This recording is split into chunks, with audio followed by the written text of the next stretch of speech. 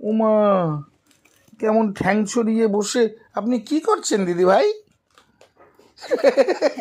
তুই তখন অনলাইনে যে জিনিসটা এলো সেটাকে যে এনে দিলি, কি বুক করেছি সেটা তো মনে নেই। এখন তো আমার আর খেয়ে দিয়ে কোনো কাজ নেই, সারাদিন শুয়ে থাকি, মোবাইলে ফেসবুক ইউটিউব এগুলো ঘাঁটি আর ভুলভাল মানে তোর পয়সা ধ্বংসাই আর কি, বরের পকেট কাটছি। কেন আমার বর কাটিস? আমার কিন্তু তারপরে হেসে হেসে ভিডিও করতে হচ্ছে কি করছি, কি এসছে, ও মেয়ের জন্য একটা টিফিন বক্স বুক করেছিলাম সেটা এসছে। ও, এই তো আমার তাই ভিউয়ার্সরা নাকি? আবার মিষ্টি মিষ্টি কমেন্ট করবে, খুলে দেখি কেমন হয়েছে।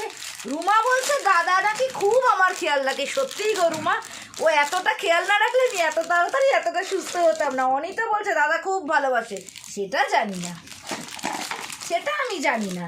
দাদা কে পেয়ার হ্যায় কে বলছে, এটা রানু বলছে। আর বনানিধি বলছে তুই নাকি শেফ হয়ে উঠেছিস আমার রান্না করতে করতে।